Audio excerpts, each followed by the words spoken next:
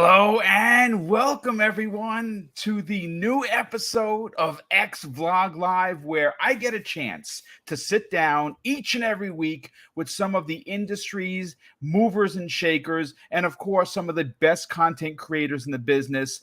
We've had Jeff Grubb, we've had Miles Dompierre, we've had Jez Corden, and today we have Gaz from Game On Daily. Now, I think you might know him. He does some of the best skits in the business.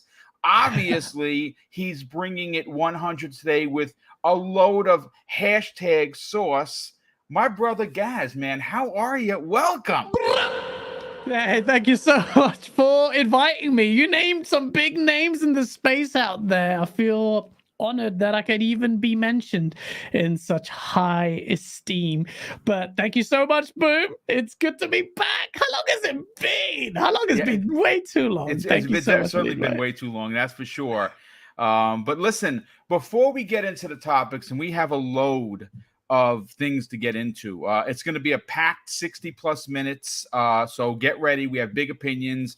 Obviously, this is X Vlog, meaning that we're going to be talking about Xbox specifically. We're going to be talking about Games Fest 2022 and whether or not we trust in the host to deliver. And of course, I'm talking about our good friend of the show, Geoff Kieghley. Listen, you might like him, you might hate him, you might feel lukewarm about Jeff, but you do have to admit that he is dedicated to this industry, and he does his best to try and represent it properly.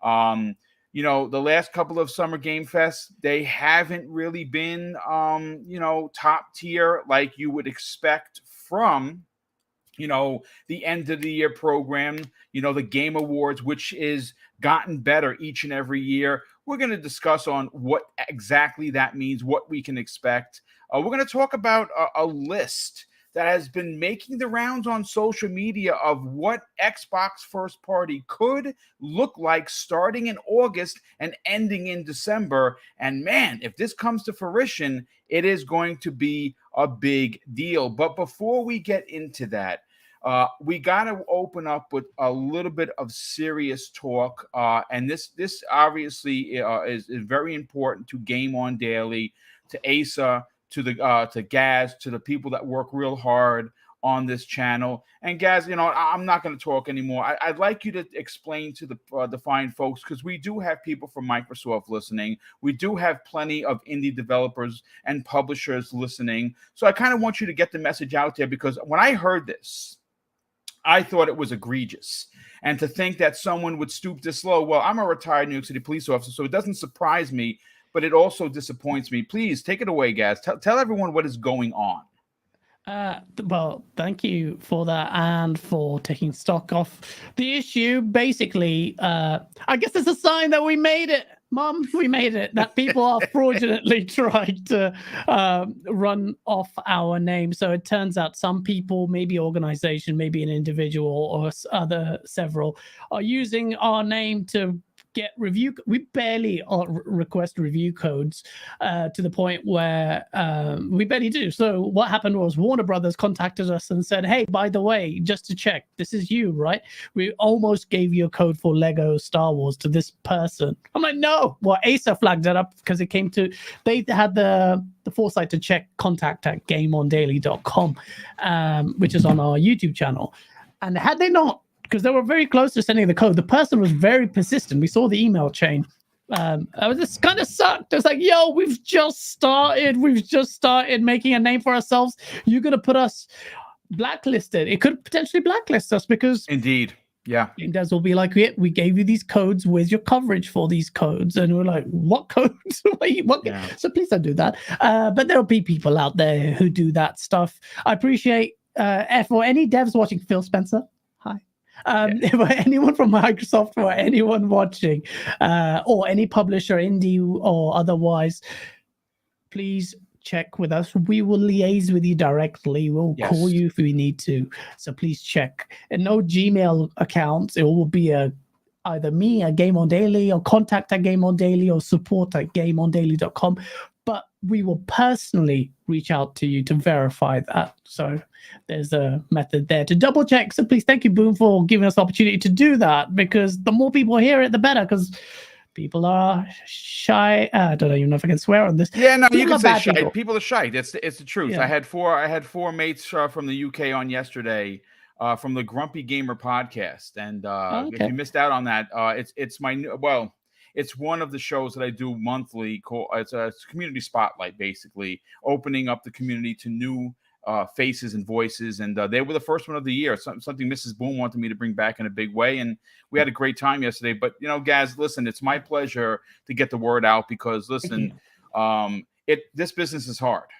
It takes a lot of dedication. There are a lot of sleepless nights. There are a lot of nights that you guys are up writing and getting things together, and it's pretty scummy to have someone come in and pose as someone a part of the hard work that you guys do, to only then steal codes, because that's really what they're doing. They're literally stealing. And, yeah, it is, and I suspect I know who it is. It's Jason Schreier. Yeah, Jason Schreier, man, he is a real MF. There's no doubt about it. And I'm expecting a skit to be made about him being caught in the act and potentially throttled, if you will, on one of your upcoming skits. It would actually, I'll write it for you if you'd like, and you just act it out. It's fine. I don't want no credit. I'll just be a ghostwriter. Listen, folks.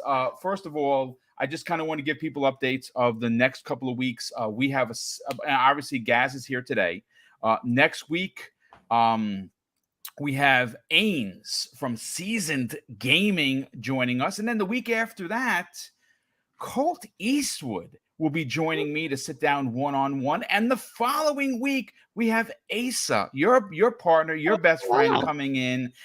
So we have a stacked deck. And of course, I'm working on May as we speak. And apparently, a lot of people really dig this one-on-one conversation. We get to know the person that I'm interviewing. We get some really good commentary, because sometimes when you have a really big panel, it's tough to get everyone's opinion. But Gaz, listen, I pulled up a list that I thought was extremely interesting, and I want to grab your opinion on it. Now, obviously, this is a fan-made list, so take it with a grain of salt. It is or at least my opinion. We'll get what Gaz has to say momentarily. One of the criticisms, if you will, for Microsoft in 2022 is they're a little light up front when it comes to first-party content. And I think that with Game Pass being, a real important focal point to their business structure, we have seen some big games come into there. I mean,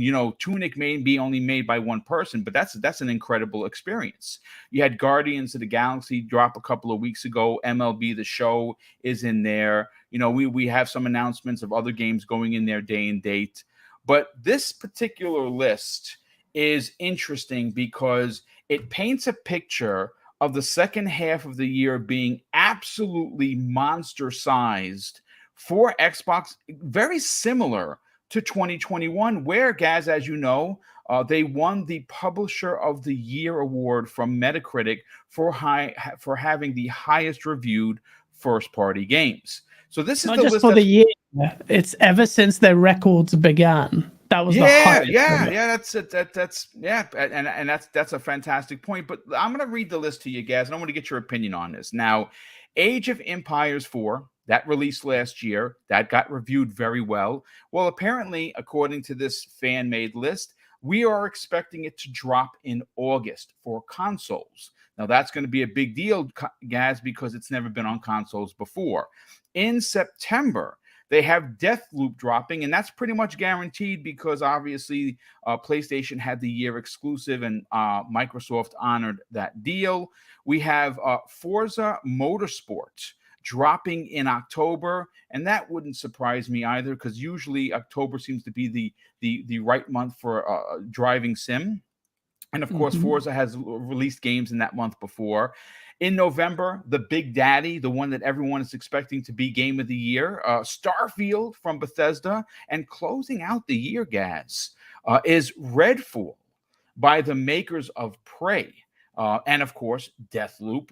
What are your thoughts on this list? If this comes to fruition, how big of a deal could this be for Microsoft? But more importantly, it appears, and again, folks, this is just an opinion. You might have one higher or lower than mine. These games that I just read out could easily rank in the high 90 meta category, making Microsoft potentially win Publisher of the Year back-to-back years. Yeah, that I don't think it can win back-to-back years, because if God of War comes out, and that will be something that will dominate. Age of Empires, I mean, it's really good. Zorka's a huge fan of it from RDX, and that coming to consoles if it does, and I don't think that's out of the realms of possibility. That'd be good. Although typically, I would say, just to play devil's advocate, that's best suited on PC. But if they map the controls well, and you've seen that with Halo Wars, then that would be good. The big one, the big ones are Redfall, Starfield, Forza. Those three are big ones, but the biggest by far is Starfield, to the point where it's almost being held out, and I can see the gameplay here, of Elden Ring as the only real, and God of War. Those three are the real contenders for Game of the Year. Yeah, Elden Ring, Starfield, and God of War. I think Elden Ring is quite easily going to get it, but if Starfield's up in the running there, I will be shocked if Starfield beats it on Metacritic, irrespective of what your views are on Meta. But to me personally, Starfield will mean a lot more than Elden Ring does. But I don't think that list of yours is... I was expecting some crazy, stupid list of some mad games, but it's a very sensible list. And Forza's the one that I'm actually going to be a little bit surprised about. I know people are gearing up for a reveal soon and a release this year, and I'm not saying it's not going to happen. It could quite obviously happen. I just haven't seen much of the gameplay. But Forza is going to be something... See, if Forza comes out and Starfield smashes it and Redfall, which the murmurs say that will get delayed into 2023, but if that comes out, then yes, Xbox could actually make last year look worse, because Starfield hitting the right notes, Redfall doing decently well. Without any detailed insight into it, I would say average highest 85 meta, and Forza coming out, and Forza is not going to be Gran Turismo. It's going to be a good game. No, I'm just kidding. But Forza's going to absolutely on for Gran Turismo. I'm sorry. I'll tell you what it's not going to have, though. Microtransactions to buy cars. I mean, it probably will do, but not in the egregious way bloody Polyphony went about and doing it, where it's so woven into the game's DNA that it's just... and they learned their lesson from Forza Motorsport 7 as well, I'm sure. And they've kept a keen eye on what happened with Polyphony. There's a massive sense of pride with races. So Dan and his team at 1010, they're going to really go hard. Forza is going to be amazing. And if Forza sucks, you can throw eggs at me. You can use this podcast, but I'm very confident. I'm so eager in what they're doing. If you know anything about Forza and the way the developers have been talking about 1010 and their pedigree in this space, Forza is the king of races, and this next Forza is really going to take it to another level, because they sat down, took their time, and said, we're going to make this special. Instead of doing annualized or biannualized releases, they took their time. So Starfield and Forza come out this year, we are laughing. Plus, you mentioned Game Pass, which is already just coming up top. I have a backlog already. Yeah. It's going to be a great year for Xbox. I really do think that. Yeah, and it's funny because, to open up the year, a lot of people, and again, no names to be mentioned here. We don't do that in this program. They were concerned for their first party output as opposed to what Sony was intending to do. Now, here's the thing. Mm-hmm. On paper, and I've said this before, and this is not an insult because I have the games. I just haven't played all of them. Well, actually, I would not buy Gran Turismo for $10, let alone $1. I don't have that one. But what's interesting is if you were to take a piece of paper, right, on paper, and you turn around and you say, okay, Horizon Forbidden West, check, right? Big AAA, gorgeous looking game, follow-up to Guerrilla Games game of the year when it released. Okay. Then you have Sifu, timed exclusive, but a good one nonetheless. That's, right now it's only available on PlayStation. That's a big one. And you turn around and say Gran Turismo. Gran Turismo 7, it's expected to be the rebirth, the return of the racing sim for PlayStation fans. But you see, on paper, it sounds like a banger year. And of course, you add God of War on the back end, then you're like, wow, man, this is starting to look like a 2018 all over again for Sony. But you see, in actual practicality and presentation, that's not in fact the case, because Horizon was buggy, gorgeous looking game, incredible story for the 8 hours that I played, but the bugs were that riddled it, forced me to stop playing it. I completely lost interest. Wow. Yeah, completely lost interest in the game because I kept falling to my death, jumping off things where I wasn't grabbing. The hitboxes on the Dinobots weren't hitting. I know they've had I think they've had about 6 patches since, and I think one just released this week. So I will eventually get back to it, and I'm sure that it's going to be a fine game. Gran Turismo, well, there's nothing more to be said about it. It's rubbish. You know that. I know it. It looks terrible. It plays, I suppose, supposedly okay, but when Turn 10 releases their masterpiece, people are going to laugh. People are going to be like, look at this thing. You charge $70 for this? It should do. If Turn 10 cannot make a laughing stock out of Gran Turismo 7 and they've got it on a silver plate, I will be very surprised. I wouldn't say Gran Turismo 7 is terrible. People who have played it say the gameplay it's decent. Visuals are inconsistent, but they're not up to the pedigree of Gran Turismo. So I agree with you there. And well, you know what I think what's disappointing, and again, I only play the last time I played a Gran Turismo, I think was 3. It was after 3 they started to kind of lose their luster a bit. And obviously GT Sport came out, and it was okay. Some people dug it. I didn't like it. I'm going to be honest with you. It just wasn't for me. And then the Sifu, what's unfortunate about that game is that it got a lot of buzz, looks great, plays fantastic. It's hard, it's a game that requires some skill. But unfortunately, it got overshadowed by what you see on your screen, very similar to Horizon. No one's talking about it. It's a shame. It's a shame. It is an absolute shame. Now, I would imagine it's going to be in the indie game of the year conversation for sure. I'm not taking anything away from the developer and that game. That game is beautiful to look at, and it's a first of its kind.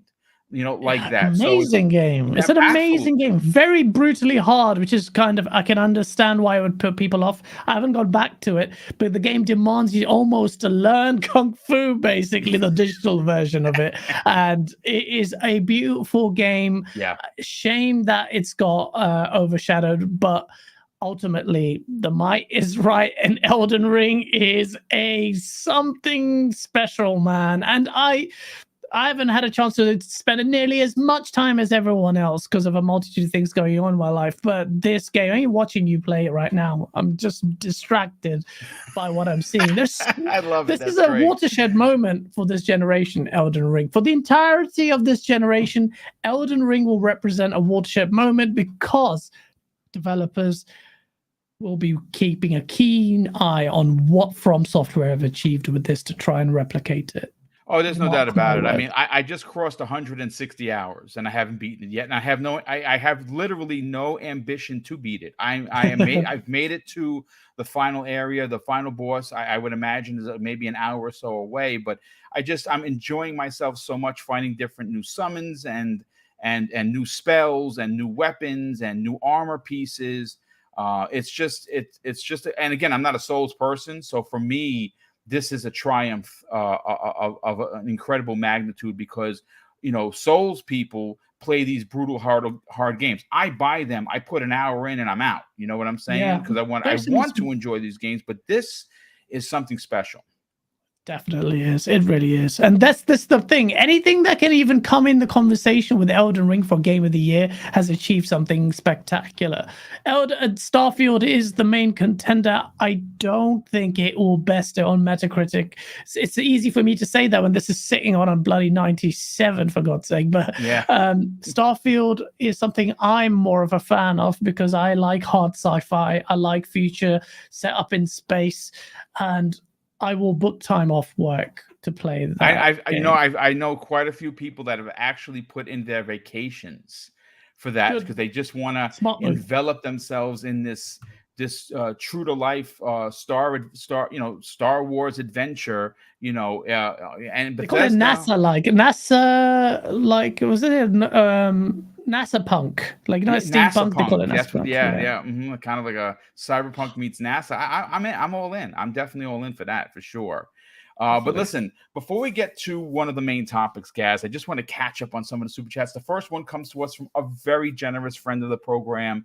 Drawn TJ drops a $5 super chat and says, "Hi, Boom and Gaz. Happy birthday, Gaz," which from what I understand is not your birthday. I don't understand how this guy... birthday. Please let it die. He says, "What's your thought on Activision deal going through? You guys should check out Hoglaw's new video." Hoglaw just dropped another video today. I mean, it was maybe like 10 or 15 minutes ago. I'm going to watch it. Listen, he's a very smart man. The guy knows his business. Yeah. Gaz, you're people don't know. Gaz isn't just a guy that does skits. You have a law degree. You are in the business. What is your answer to this question? I am a lawyer, but I am not in mergers and acquisitions like Hogue. We've had Hogue on our show, and he is infinitely more knowledgeable in this sphere. But we had the same conversations with him, and he reaffirmed really what my thoughts were on the whole thing, and that's this is a largely political exercise. It is. I have no doubts, and you can call me out on it whenever this happens. I have no doubts whatsoever that this deal will go through. It will go through, one, because it's political. Two, it's Microsoft. Do not underestimate how influential they are. Three, it's an American company consolidating in a sea where you've got foreign investors circling there, like Tencent. You think America will allow China to somehow circle around something like Activision? They will happen. The only thing I would say is, what are the conditions that are going to be placed on Microsoft as part of the deal? Because you've got all these senators and politicians and the FTC want to make an example out of this kind of consolidation, especially in the tech industry. So it's a political exercise. They'll want to make a statement. How could they ignore this $80 or $70 billion? People... The numbers are astronomical. So they will try and do that. But really, Microsoft, and I saw you go after Senator Warren. What's her name? Yeah. You know what? Listen. Boom's got the sauce. He goes for politicians. I just go for journalists. He goes for the bloody politician. The government. He goes for the government. Do you think I can go for the government? I've got a Palestine shirt, but trust me, I still can't go after the government like Boom did. Oh my God, you have sauce. You know what it is?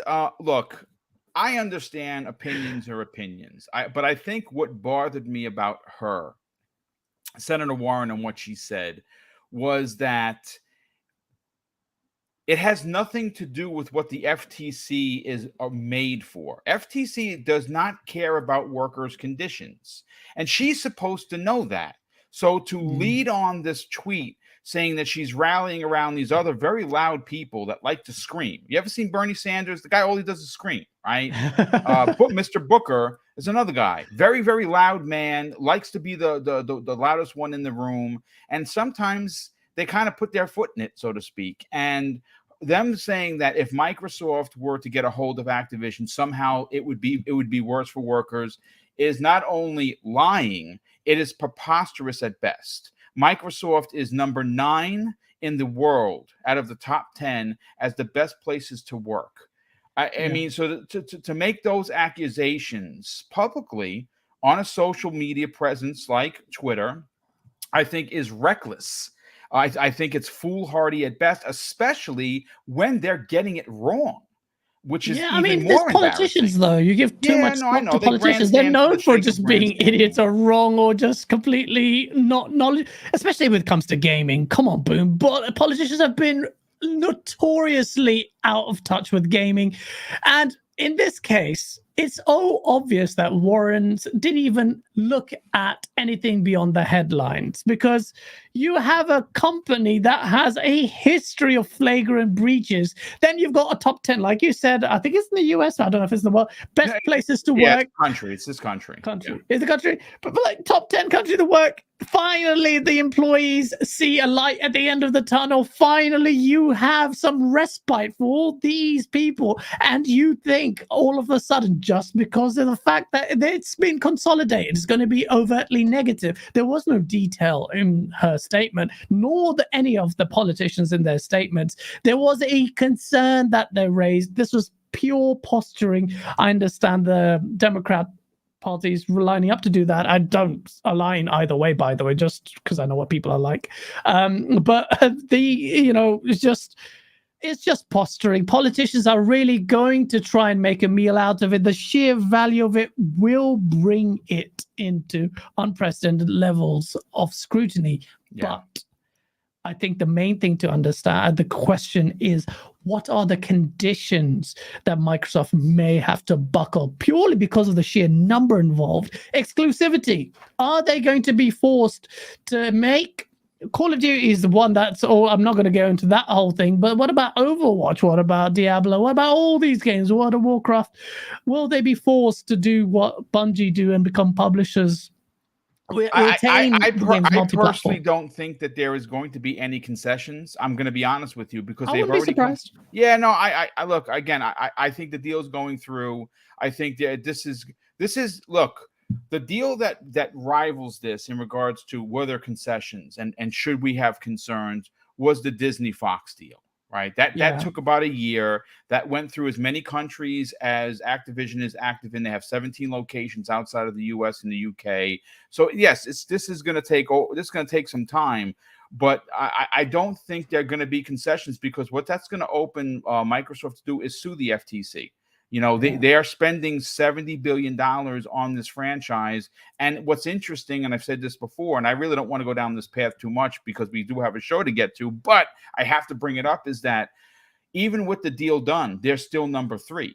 And like we talked about on Primetime Gaming, Sony not only bought 7 studios last year, a total of 7 studios in 18 months, they intend to buy more. And with that said, guys, right, they just announced their own streaming service. And their streaming service is more money than Microsoft's.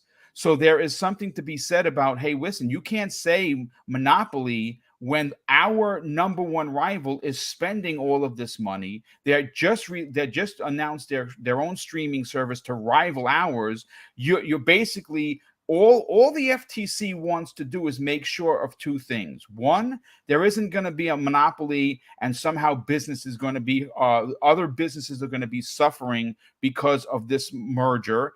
And more importantly, us, the consumers, are we going to be bent over a barrel? Is Game Pass going to go from $15 a month to $50 a month once this deal is done? That is what they're concerned about. And I think that Microsoft has smart enough lawyers that are paid millions and millions of dollars to get up there and say, hey, listen, you're concerned about monopoly? Well, you can't be, because everyone else is consolidating. Everyone is spending money. Everyone is creating these services. We're already here. We just want this company. So again, you know, it's going to be interesting. I don't see this deal. I see it taking maybe a bit longer. I just don't see it not going through. And I don't think there's going to be concessions, because Call of Duty, and I've said this before, folks, you got to understand something. I know that there's a big people getting their feelings, guys. Call of Duty should be made first party and first party only, because Sony would do it. Here's the thing, folks. Okay, we're the hardcore, the nearly 300 people we have here. You don't got to tell us to go to get Xbox Game Pass, right? Because we're already here. But just imagine for a second. They're going to be making money because Sony's going to have to give them 70% of the revenue of every Call of Duty game sold, right? They're going to keep their 30, they're going to get 70. But this is where it being exclusive doesn't make a difference because the people are going to come. I agree with you. If you were to drop the Series S to $250 and slap Call of Duty on there, and it's packaged in there with a month or 3 months of Xbox Game Pass, do you know how many people are going to leave Sony? 85% of Sony PlayStation 4 sales were the normies, were the casual audience. They will leave Sony. They will leave 100%. Because they don't want to spend $70 when they can spend $15. Exactly. I'm glad you mentioned that. So this is one of the things, even when I made my Source video, the day it was announced that Activision Blizzard was bought out, I said then if the Xbox is being charitable, that they would do, they would make it multi-plat, but ultimately it doesn't matter because you're on the one hand paying full price. Yep. You're getting it for free on Game Pass with a multitude of games that even the most hardcore of PlayStation fanboys routinely say it's unsustainable. Why? Because it's too good to be true. Really, that's what it is. But you're right. That's a win. That's basically exclusivity without it being such, because you're getting it, like you said, the Series S bundle, great example of how you can market it. And it doesn't need to be exclusive. That could be the primary weapon in which Xbox or Microsoft advertises Game Pass to the normies, to the masses. Call of Duty, get it for free on Game. They can utilize those words, by the way. People get hung up on the free thing. But guys, I want to add something else to this conversation. I mean, figure we're here. We might as well talk about it. People are going crazy in the chat. They want us to talk about it. So that's what we're going to do. We're going to pivot. We're going to call an audible at the line here. You and I, as well as the incredible team over at Game On Daily, have heard that Microsoft may be, right? We've heard this from Jez Corden. We've heard this from Miles Dompierre. We've even heard Jeff Grubb talk about it, friend of this program, where they are in the process to drop another piece of hardware this year in the sum of a stick. It comes with a controller, $99. Now, just imagine this little box, this little attractive $99 package that says Xbox. Now, it's not going to happen this year because they don't own them yet. But just imagine at some point when they're selling these things. First of all, $99 on any electronics, if you know, is almost an impulse buy, right? It goes right off the shelf. But just imagine in this packaging, they throw a Call of Duty Modern Warfare 17 on there. And you get your controller, you get your little stick, $99. These things are flying off the shelves. And what's interesting is because it's hardware, it's considered a hardware sale. I have a funny opinion on this, guys. Microsoft is circling the wagons to potentially become market leader because not only do they already have a cheaper console in the Series S, they could have the $99 console play on your TV streaming. And for a lot of people that don't play games and don't spend a lot of money, that's an attractive package because the one thing that's interesting is that 5-10 years ago when streaming services, they weren't a thing, guys. The normal everyday people who don't play games didn't know what they were, but everyone knows what Netflix is. Everyone knows what Hulu is. Everyone knows what Paramount Plus is. And Game Pass will eventually become into that conversation. What do you think about that? Mate, whether or not this $199 thing should be counted in hardware sales, that's going to be a fun one. Some people are going to say nay. I can see impossible, but I can see the storm from that one. But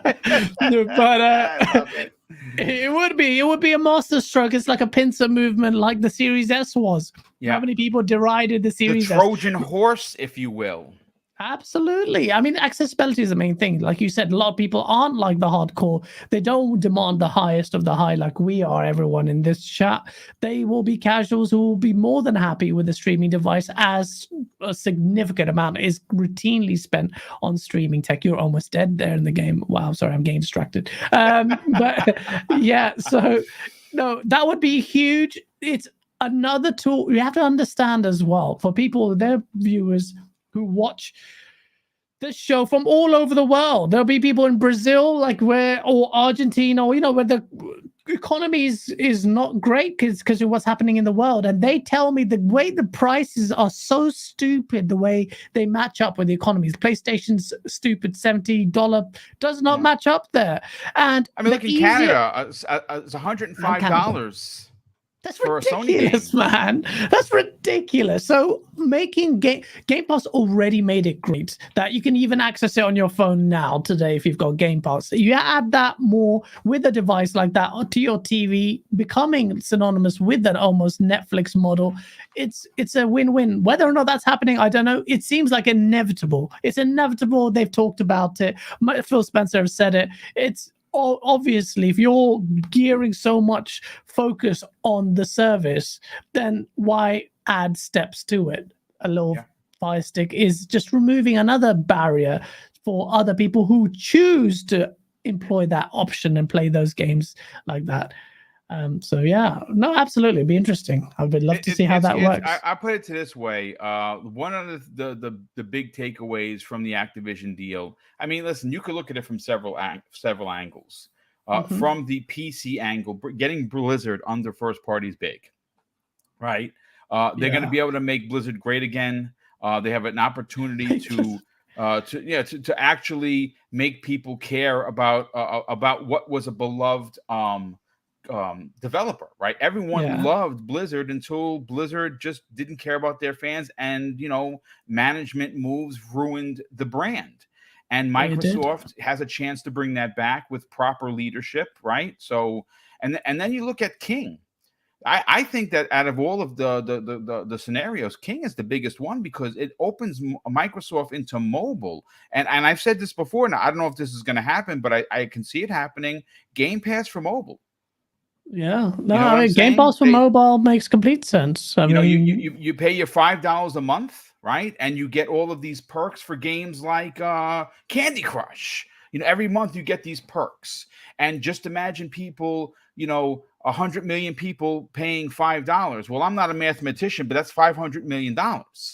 Yeah. So no, absolutely. No, mobile gaming, people may scoff at it here in the West, but there are other countries like I mentioned, like Brazil, where their mobile gaming is huge. And they're not just playing Bejeweled, like, contrary to what you may think. They're playing like PUBG, they're playing COD, they're playing Fortnite. They're playing these games because the barrier of entry is low. So that you mentioning a $5 like monthly subscription just for mobile, it's poised for it. Once the tech still in alpha, but cloud needs to start doing things better. It's always a matter of time. As soon as that happens, it's inevitable. This is what makes Microsoft so dangerous in this space. The conversation has completely changed from, remember, a lot of the naysayers of Xbox were saying Xbox is going to go away. Now it's like, no, it's too much. Some sorry to say the word, ponies are begging Senator Warren, please cancel the deal. Yeah, Sony's too small. It's going to destroy the gaming industry. What a shift in conversations. But no one can compete in that space other than Google, other than Amazon, other than someone massive like that. Not PlayStation stands no chance to do that. It does not simply have the infrastructure to even compete on that level. It's why they had to bend the knee.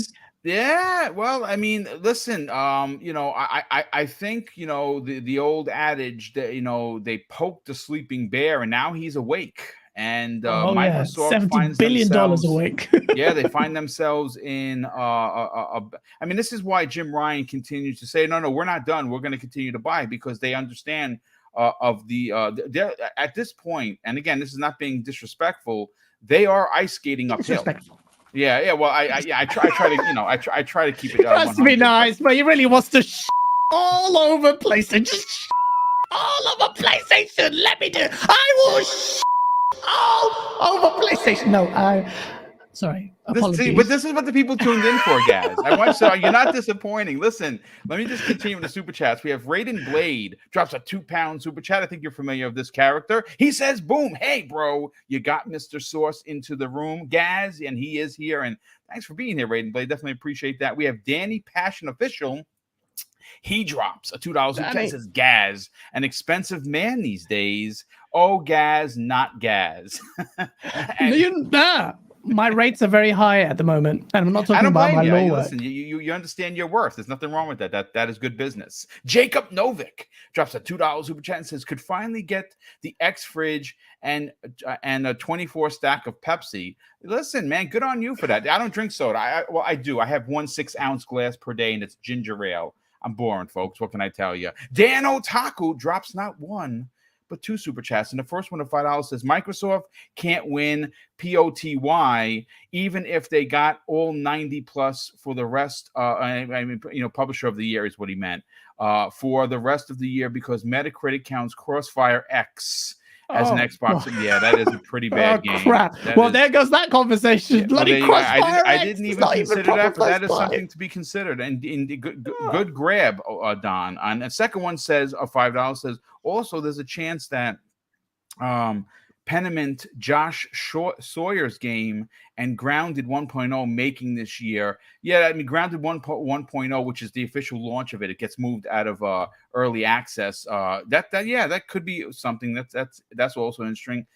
Danny Passion Official drops an additional $2 and says, "I also traded Horizon Forbidden West due to performance issues." See, this I'm not making this up. Drawn TJ drops an additional $2 super chat and says, "I'm excited for the new Test Drive game." Yeah, I'm an old school Test Drive dude.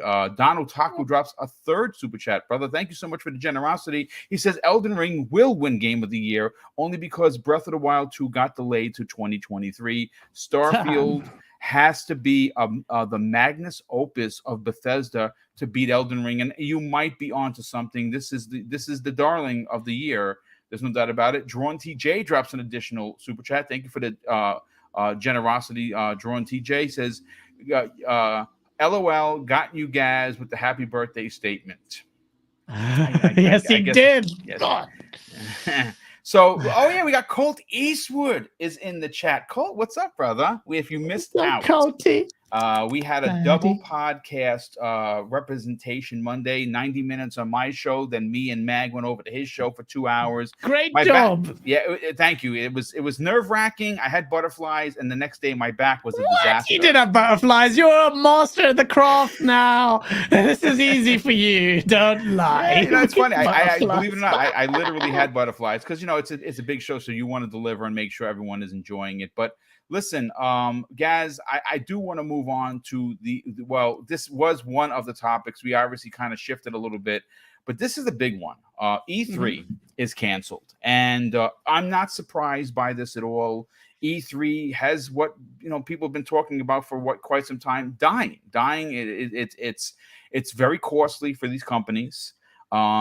You're getting less and less for your buck. I was very fortunate, thanks to the guidance of the Iron Lord podcast. I went to E3 2019. I spent a pretty penny. I spent about $2,500. Food.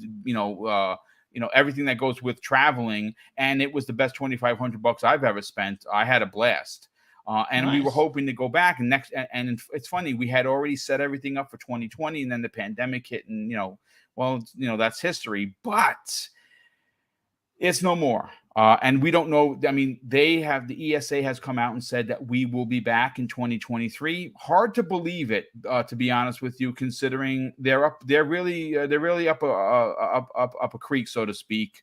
And I don't know if it can come back. See, that's what's interesting because Sony pulled out of the ESA. They weren't doing it with them. Nintendo was doing their own thing. EA left the ESA. They were doing their own thing. The only one that was the only big one that was supporting it was Microsoft, and it's a lot of money they were spending, so it's canceled. And now we have Geoff Kieghley is going to be doing his Summer Games Fest. Now there's a lot to be talked about here because now listen, his end of the year event known as the Game Awards has elevated itself in a way that you can only tip your cap to it. You can say I don't like Geoff because he's a PlayStation first guy, and if that's your feeling, I understand that, and I'm not going to argue with it. But we're not talking about his love for PlayStation and his or not for Xbox. I don't think that's the case. I just think that he has friends in Sony, and that's his preferred platform, and he's allowed to do that.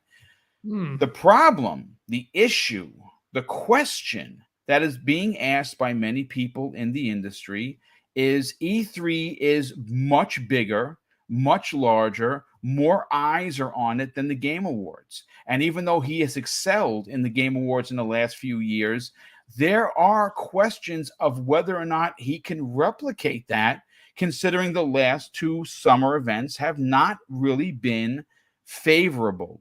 They have been at best good, and at worst very forgettable. They were very confusing. There was a lot going on. They didn't seem to have any order to it. Whereas E3 had it set up. Sunday evening was Microsoft's. The next day was Sony's in mid-afternoon. Nintendo's was on a Tuesday at 4:00 in the afternoon, and everyone had their shows, and it was an order that we as fans could follow, and content creators could schedule these casts around. And that wasn't the case, guys. So I mean, listen, obviously Geoff cares about the industry, and a lot of people, they don't care for Geoff. I hear you. I like Geoff a lot. I think he really does care about the industry, and he wants to see the industry continue to put that best step forward. So I'm looking forward to it. But my question to you is, what do you say to the fans that have no confidence that we can get a repeat of the last 2 years? So I'm actually quite confident in Geoff delivering, not because of his past performance, because the show's, in fairness, the Video Game Awards, great show as far as the awards are concerned. It gives some big announcements, no less than the Series X announcement and Hellblade 2's reveal, for God's sake. That's quite big. But his show was riddled with ads. It was basically a ad with some game announcements sprinkled in. But see, Geoff, people say, does it for the love of gaming. Maybe, but to be more than that, he is quite a smart businessman. And this year represents to him a very rare opportunity to capitalize on the absence of E3. Do not believe any statement of his crocodile tears about E3 disappearing. He is licking his lips. He's got his moisturizing lotion in hand, and he is rubbing his hands so violently that he's stoking flames between them, because this is the opportunity for Summer Games Fest to really shine. That order you talked about, he's going to be talking to Microsoft, Sony, Nintendo, and incentivizing everything to get them to do whatever he can to show on Summer Games Fest. This is his best opportunity to actually put a nail in the coffin of E3. If anyone hyper accelerates the demise of E3, it could actually be Geoff Kieghley, because he is going to ramp it up. Because with the E3, there are so many costs involved, logistical issues involved that all companies have had to contend with. Charged a pretty penny, guys. They were not cheap. Digital only event could kill everything's moved to a thing. This is the thing with COVID. I'm working from home. Don't tell my work, but I'm working from home, and everyone's working from home. It's moved that, like, the necessity. People saw the desire for Nintendo's Direct. That was more than enough to satiate gamers. I will say I want E3 back, and that's a whole separate conversation. I will be so sad, mostly because I want to meet all of you guys at E3. I can meet you guys at E3 and give you hugs, punch the guys I don't like, and then we can have a great time as I terrorize people in the space. I do that a lot. If you haven't seen my old, very, very old content, I terrorize developers a lot by just being a troll, but being nice to them. But more than that, whilst the personal touch is missing on something like E3, Geoff Kieghley knows the stakes.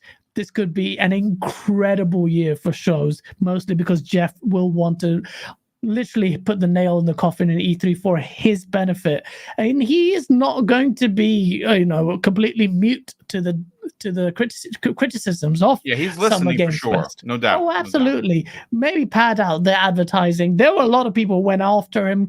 And yes, he's a Sony guy. So obvious he's a Sony guy. His mouth is literally stitched to Hideo Kojima as well. But I won't say which side of him. But really, no, this is going to be... I'm excited, at the same time sad. I'm sad that E3's gone. I don't get to meet Colt. I don't get to meet all my Iron Lords. I don't get to meet you. I don't get to meet all the people in the space. How much fun would we have? It would be the maddest Project X Party version 2. We would get arrested. Yeah, it would be trouble. I mean, listen, I will say this. One of the things, look, first of all, I experienced my first E3 ever. So it was incredibly overwhelming from an excitement point of view. I was there covering for the channel, which, it was work. Literally, we would be leaving the place wherever we were at the EA show or the Xbox show or whatever, and we were running back to the campus that we had, because it was a big space, and we were all going right into the computers and writing and setting things up. So it was, but as crazy as it was, as nerve-wracking as it was to get the content out there, one of the most enjoyable aspects was meeting people in real life. I went to a rooftop party in LA with King, with Cog, with Ains from Seasoned Gaming. I got a chance to meet so many of these content creators that I worked with, and it was pretty incredible. We were partying for the entire night. It was just something very, very special. And you're right. And this is why I hope at some point they do bring something back. I know that, if you've ever heard Phil Spencer talk specifically about the fan base and E3, he really wants to bring the people to an event because he loves the excitement that we show, and he gets excited. He gets goosebumps on top of the stage because he's introducing a new game, and we're all excited and we're cheering. Yeah. And everyone's yelling Phil, Dominus, Maximus, Aurelius Spencer, and he loves hearing that. And, that's only King who's doing that. Yeah, definitely King was doing that for sure. But it's something that, look, again, for anyone that's never experienced it, and I got lucky. I got very lucky that I got a chance to experience it at least once. I do hope it comes back, because I want to go back and do it again. I think they should do it again, but they should cut it off from the public and only allow maybe content creators and journalists in. Yeah, I think so. Not to be like, oh yeah, screw the filthy casuals, but really, I think it's so stupid when you have. I'm going to Gamescom this year, and I'm telling you right now, they had 300,000 people or something stupid. You don't get to play a game for like 6 hours. You queue up to play a game for 5 minutes. It's not worth it. I feel that I waited 3.5 hours for Borderlands 3. Why would you do that? What the is wrong with you? Borderlands 3? What? I mean, it's fine. I mean, all the other games had even longer lines, so I was like, I'm going to play something, damn it, Yeah, no, I completely understand. And because we were pressed then, we skipped, also talked a lot of absolute shiz and say, hey, we just spoke to Molly at PlayStation. Can we go see Killzone Shadowfall? This is when the consoles were being released. We went through skipped every... We were actually media, but we didn't... We were tiny. We're still tiny, really, but you have to blag it a little bit to get into these shows. Sure, we did, and still I felt sorry for the people who waited for hours and barely got to play. It was like we did coverage of it, we were pressed, but still, like, it has to be cut off from the public. But I don't think E3 will do that, because they need to recoup money. And that's the only way they will do it. And the way to incentivize it after this year, they have to offer some carrots to Microsoft, Sony, Nintendo, all the big publishers, whatever. Indeed. And they will, whatever, profits, whatever, sharing, whatever, they will need to bend over backwards to facilitate these people. So I don't think it will be a non-public event, but let's see. Yeah, they're definitely going to make. I mean, they'll have a certain subset of amount of tickets that are available for the non-content creators, because they want to make money. It's a business, right? Yeah. Real quick, I got to thank Zatanna. Bethany in the chat. She drops a $2 super chat and says, "Source up the like button." Indeed, absolutely. Thank you so much for that. Yes, there's almost let's see, almost 400 people here, guys. Let's hit that like button, folks. And let's see who else. We also have Chris R. drops an outstanding $5 super chat, and Chris says the ESA seems pretty scummy, but I do have love for what E3 does. It's fun having a huge week to look forward to for gaming, not exactly when it's scattered. Yeah, see that was the problem with what happened with Summer Games Fest. And Jeron TJ drops an additional and very generous $10 super chat and says maybe Microsoft should host E3 from now on, since they are the only ones there. LOL, but for real, I think it would be great. Well, they are going to have their own show. That's a fact. They're going to do a 90-minute show with Bethesda.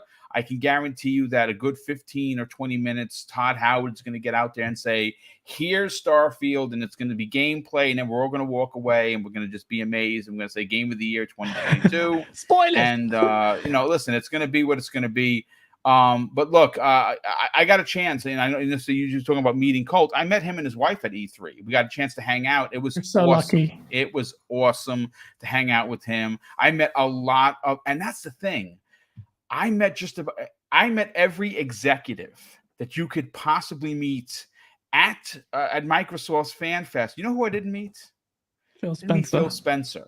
You know He's why? The one. Do you know? Basically met no one. Do you know why I didn't meet Phil Maximus Spencer?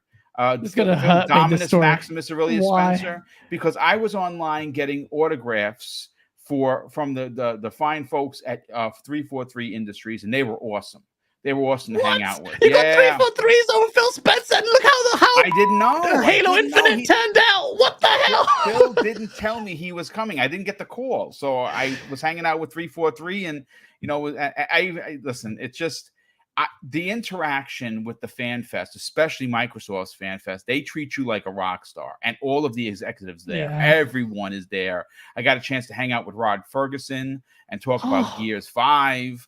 I got a chance to it's just I've met a ton of people over there. It was unbelievable. So listen, that's amazing. I'm so jealous of you. I've seen the pictures of you and Cole and everyone in King. Man, I can't wait to meet the Lords and Kurt, Cole Eastwood, and you. All of us, man, just having. It's going to be a blast. I think they are going to bring it back. And yet, listen, I'm going to be honest with you. If the ESA can't bring it back, I definitely can see Microsoft doing something where they're going to have a 2-day event, because they want the fans there. They want people to come in, and they want them to hang out, and they want them to play their games, and they want them to get excited. And I hope that doesn't in fact happen. Hey, listen, we have a super chat that came in from Lazy Couch Gamer, £5, I should say. He says, "Hi, Boom. Your weapon art has a follow-up attack. Press L." Yeah, I know. I do it all the time. The L2. He does the hit and he jumps back. It's my signature move. I can't get rid of this weapon. 160 hours in, I have 17,000 swords and ones that cause blood damage, and I cannot get away from this. I actually just changed my armor. I actually found better armor than this, which is bonkers. I'm level 2. Your weapon's glowing red. I look like a peasant in my game. What the hell? You're fighting all kind of things. This guy's got wheels for hands with razor blades, and I'm still fighting bloody foxes. What the hell? These are like chariot characters, and they're no joke. They put you inside and they tear you to pieces. You'll see. I'm going to get killed. Look at the design on these. This is why this game is amazing. I just hit level 240, as a matter of fact. What? 240. It's an addiction, folks. It is an addiction. I am going to say that we just hit the 1 hour mark. Obviously, we can go if you got another 15 minutes to spare, we can go another 15 minutes. Let's not end the show, people. Okay. There's 400 people watching. Let's keep going. If you want to keep going, this is your show. No, I absolutely do, because we actually skipped over a particular topic, and I do want to get your look, Microsoft, we know they have a lot of money. Right. We know that they are in third place, but they want to be in first place, guys. They want to be in first place, and they're working their way to become the market leader. Sony finds themselves in a bit of a pickle because they can't get their consoles to gamers. The PlayStation 5, I don't know. I mean, with the speculation that there is a yield issue where every 2 that come off the line, one's got to go back on because it's overheating and it's not working properly. And maybe that's why. Well, we have a story coming from purexbox.com where apparently, according to the report, Microsoft has paid extra to get more Xbox Series X and S chips so their stock is packed. And listen, there may be some truth to this because obviously in the March MPDs, both in the US and in America, Microsoft outdueled PlayStation. Now, there are some detractors saying that, well, Microsoft shouldn't count the Series S versus the PlayStation 5 because it's the cheaper. and you're laughing, but I'm seeing this narrative, and I find it to be preposterous. Anyway, I mean, it's a $300 piece of hardware that has an Xbox brand on it. Why wouldn't you count it as a console? I have no idea. But again, I'm going to read to you exactly from the report, and this comes to us from now they're quoting the Xbox Era podcast. Obviously, you know John and Nick very well. So do I. I consider them to be very, very close friends of mine. And this is what they're quoting exactly. I believe it was Nick that said this.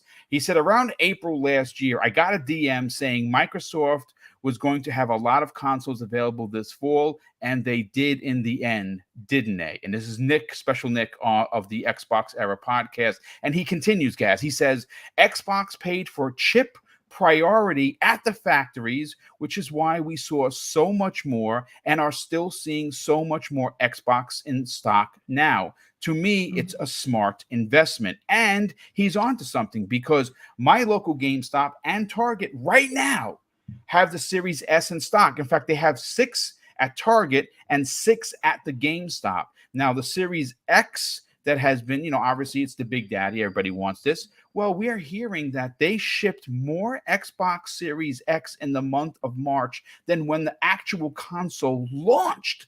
And if that, in fact, is true, well, that's the reason why that they won MPDs. And they will continue because they keep paying for chip priority. Now, also to take into account, to bring Jez Corden into the conversation on this past week's Xbox 2 podcast, he specifically said that because the AMD is now putting those chips, putting AMD chips into the Surface, Microsoft could have used that to their advantage to say, hey, listen, we need more chips. You need chips. You need computers to put those chips in. Let's work out a deal. And we know that they have a close relationship with AMD. Is this a smart business move?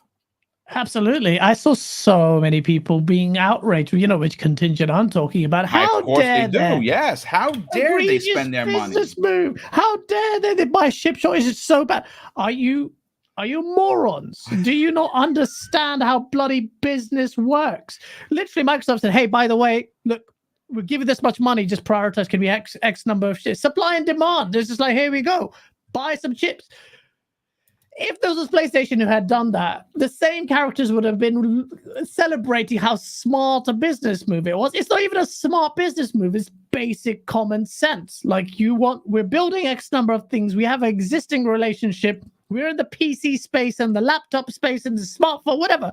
All this space, they will need the silicon. They'll pay for priority. They know they've got consoles coming out. They've got 2 SKUs out. Of course, they're going to pay. They're going to pay. And if they have paid more, then there was always going to be a battle between. Like, there's a negotiation here. There's so many facets to business. But are you really going to fall outrage over the fact that Xbox paid AMD for more shit? It's business. What do you think they want to do? You think it's a charity? Lie down and PlayStation kill us, please. No, so stupid. It's so stupid. And I laugh at how these idiots who call themselves content creators will routinely cry about stuff like this. They're so stupid. That's the word, stupid, that you don't understand business. How is it egregious? They paid for my chip priority. Explain that to me.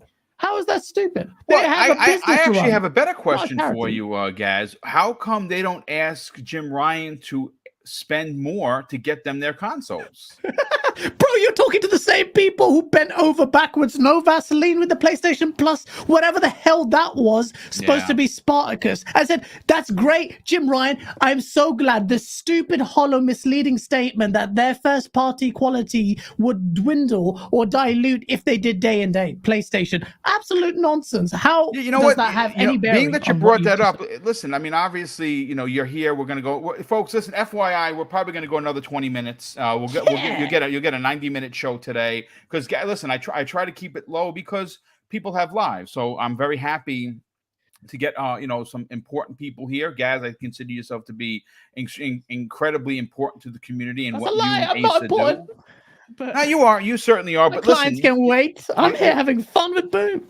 Well, you brought up something that's interesting. Now, I didn't catch the show where you probably tore this to pieces. Look, I know that there's some people saying, "Hey, Boom, you really can't compare what Sony's doing to Xbox Game Pass." Yes, you can, and if you don't, you're just dumb.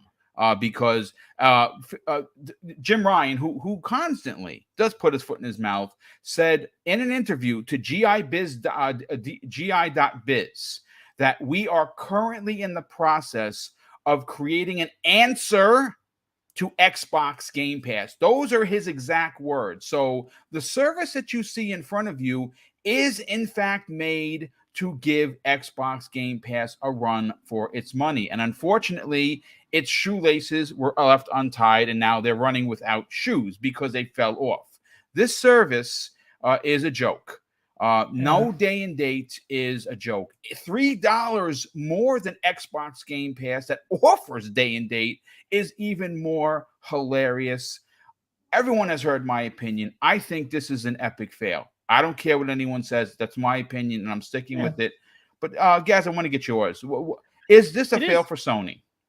This was such a limp-wristed attempt at even trying this. I think it surprised everyone at just how bad it was, because we heard the rumors, and the rumors were funny because we thought, okay, there's the rumor mill, but if it turns out to be this, then it'll be terrible. But it is, because in what way? They didn't even, it's such a lazy rebrand. They didn't even change the name. Spartacus wasn't changed. Still PlayStation Now Plus consolidated. Every facet, it just, I mean, look, ultimately, people say, oh, they don't need to do. Well, of course they do. They're competing in this space. Why, just as Microsoft has to deliver those single player of, they're not off the hook. Games. Yeah, they're not off the hook yet. They're not off the hook. So you'll have a competitor that's offering vastly more value for money. Why are backwards compat behind the most premium tier? Wait, the same guy, Jim Ryan, who said that no one cares about playing old games, then is now announcing a service that has the highest tier, most expensive tier, has backwards compat streaming, not even natively locked behind that paywall. Does it make sense when the competition is doing it as they are, not only enhancing games, letting you do backwards compat for free? I don't understand. This is just stupid business. And this generally vexes me. In many ways, I find it funny because the source, I've got free ammo for days. I can laugh at this and just make fun of it. But as a gamer and as PlayStation, I game on PlayStation 2, albeit not so much now, but it's just annoying that people will just accept this. And Sony know they can get away with it because their hardcore PlayStation fanboys will accept it. They've accepted it and they're ratified. They've ratified the $70 games. They've ratified this now by literally being receptive and saying, yeah, oh, yes, we don't want our quality to dilute. Where's your quality so far this gen to excuse this kind of poor pricing? It will change. They have themselves, like you said, Jim Ryan, with his interview with GameIndustry.biz, said they have an answer for Game Pass. This isn't it. No. And then they've added a condition that, you know what, in the future things will change, because they know for a fact that he it's left laughable. himself wiggle room for sure. Yeah, absolutely. Why do they leave themselves the wiggle room? Because they know this thing is a complete waste of time compared to Xbox Game Pass. Well, what's interesting? There are two interesting points I want to grab your opinion on. First of all, they're all in on games as a service, right? We know they have 10 in development, including the Jade Raymond led one that they just purchased in Haven. Haven's now first party. obviously what they saw. And listen, Jade Raymond is an incredible developer. She's an incredible leader, and she has a pedigree that just doesn't quit. So that's a big signing for PlayStation. Make no mistake, that's a big deal. But there are two things here that's interesting. First of all, and no one really talks about this, only a few people, few circles, the one of the things locked behind this paywall is cloud saves, man. I mean, how many people did you hear when Horizon was bricking systems? And I read numerous posts. I'm heartbroken. I lost my 10 hours worth of save, but it's not just that. I lost all of my saves on my PlayStation because it bricked my console, and I don't have PlayStation Plus, so I have no cloud saves. And Sony's slick. They don't allow you to offload those saves to like a memory stick unless you jailbreak your console. And I know some people that have. So you're stuck getting PlayStation Plus. You're literally, that's the only reason why I've always kept it, because I don't want, I mean, I've had to reset my console several times for, bricking situations, and I would have lost all of my saves. Now, granted, I play mostly on Xbox, but I did platinum Spider-Man. I'm one trophy away from platinuming Miles Morales. There's a few games that I've really put an incredible amount of time on. So if I lost a save, well, I would never go back to that game. What are your thoughts on them locking saves? That's just something I think people need to be unanimous in calling that bit out, because that doesn't make any sense. And I think Hagi, in one of our shows, he super chatted about the value in which they would cost us not prohibitive at all. The same thing applies to backwards compat, though, Boom, because if Sony were serious about being for the players, they would have spent some money to make sure backwards compat works, not in the way that they're doing. And it's really like, it's just, I get it. Like, many of us are primarily Xbox fans, and a lot of it's payback for a last generation of being derided. But this has come to the point where there's a laundry list of just anti-gamer, anti-competitive measures here. This is not a Sony that really is proving that it's for the gamers. And people's last bastion for this whole argument is those games quality. And right now, I'm not really seeing that, especially when the competition won Publisher of the Year last year. What is your argument now? You know, game saves, you're going to tolerate that. Backwards compat, you're going to tolerate that. Subscription service that's more expensive and has this paywall and it's nowhere near day and date, you're going to tolerate that. You're going to make excuses on behalf of Jim Ryan, £70 or $70 for game price. It's just a laundry list of things that PlayStation is really not willing to forsake its model. It wants to be the Apple/Nintendo, that it does not like Game Pass and the threat that it offers him. It wants to charge you more. It charges you for extra controller. You can't use your old controllers on your PlayStation and all that. And there's so many different things. It's just PlayStation need to fix up. And this generation, just like last generation, Xbox fans, mass exodus to PlayStation. They voted with their wallet. And I was there. I was on national TV, told everyone buy a PlayStation instead of Xbox, because it's a gaming console first, not a jack of all trades and a master of none, like the Kinect was with TV and entertainment and no exclusives. Yeah. TV. Yeah. Now use the same energy, PlayStation guys. Demand better. Ask for better, because we're all PlayStation gamers here too. Why should we have to tolerate mediocrity because you have your outdated arguments that you're so desperately clinging on to? Exclusives.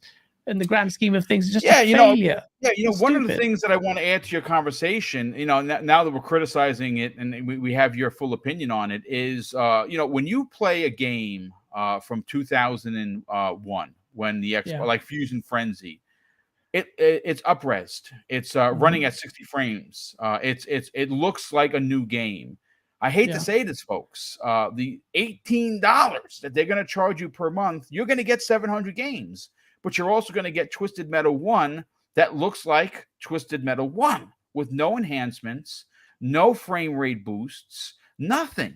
You're literally getting a ROM of the game. I mean, if they wanted to, they would fix that. If the fans demanded it, they would fix that. But they're not, and that's the problem. And you know something? The only way Jim Ryan is going to hear you is and see, that's the problem. Look, there are extremists on all platforms, and there are plenty of Xbox people that I will not interact with because they're so toxic that if I would be, then I would become a part of the problem, and I can't have that. I just will not do that. So I don't interact with them. But you know what? Sony fans, you got to ask for better. Look what happened last year when Microsoft tried to charge $120 for Xbox Live Gold. We all held their fires to their feet to the fire, and 24 hours later they less than 24 hours. Less than 24 hours. Yeah, insane that they did the U-turn. Thing is with Microsoft, and we've made it so with Microsoft and Xbox, you have to sit on their heads because you give them a little bit of leeway, they take the mick. With PlayStation, they've had a really good track record, great last gen, delivered on almost all fronts. Why don't gamers apply the same logic and call them to action instead of the PlayStation Nation? And it really is the thing. You may not be able to quantify it, but really you are seeing, look at the top content creators on the PlayStation space, the big names there, and other than the quality of their stuff, which I won't comment on, they are routinely falling for the PR statement. Yeah. Whereas with Xbox, everyone said, off, get your act together. Yeah. And I just don't see that, and genuinely find it frustrating. The Source is a satirical, entertaining thing that's fine. It's free ammo for me, but I will be honest, I was like, I don't want that. I know Sony will respond. Sony needs PlayStation to survive. They do. That's just correct. How stubborn they are that annoys me. Yeah. Well, I mean, listen, Jim Ryan, you may dislike him, and I don't know why you would. I don't know him personally. He's a good businessman. There's a reason why he's in charge. Yeah. If you're unaware of what he did, well, he took over for PlayStation in the UK in the EU, and he outdueled Xbox almost 7-1. So there's a reason why he's leading SIE PlayStation right now. He's a very good businessman. He's not that great on remembering things he said, because he does kind of put his foot in it more often than not, which gives people ammunition to say, hey, Lion Ryan is one of the hashtags, which is, not good. But real quick, Drawn TJ drops an additional $10 super chat and says, when it comes back, he's talking about E3, all of us subscribers and fans and content creators should go out and have a big party. Indeed, we absolutely should. That would be great.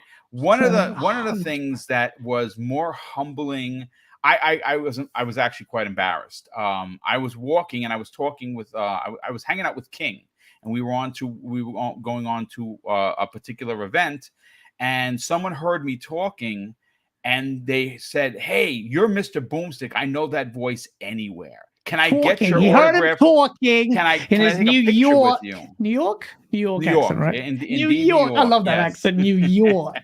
And that's how they knew it was you. It's amazing, man. If someone came up to me, I was wearing a Source shirt, or someone on Xbox Live recognized me because did I just play Halo with the Source? I was like, what? I'm not big enough at all for someone random to recognize me. But that's amazing. If someone does that on a live event, I will cry actual tears. Yeah, it's extremely humbling to think that someone would actually know your voice, and that's amazing.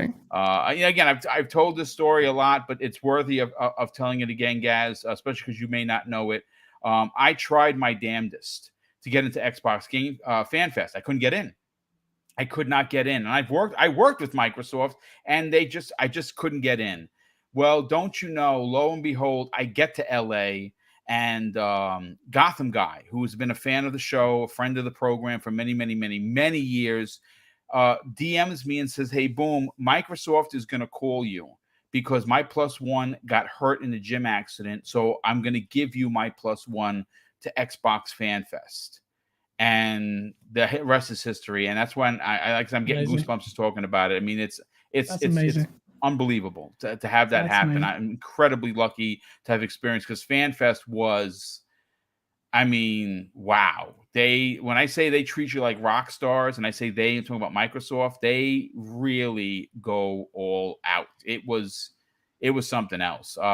We have Drawn TJ. Wow, dude, you dropped a lot of super chats, brother. Thank you so much for the generosity. He drops another $5 super chat and says, my favorite RTS on the Xbox, Command and Conquer 3, Kane's Wrath, is up for it's up-resed and has auto HDR. It never had that. Thanks, Phil. Yeah, I mean that's thanks to Phil and that incredible team over there.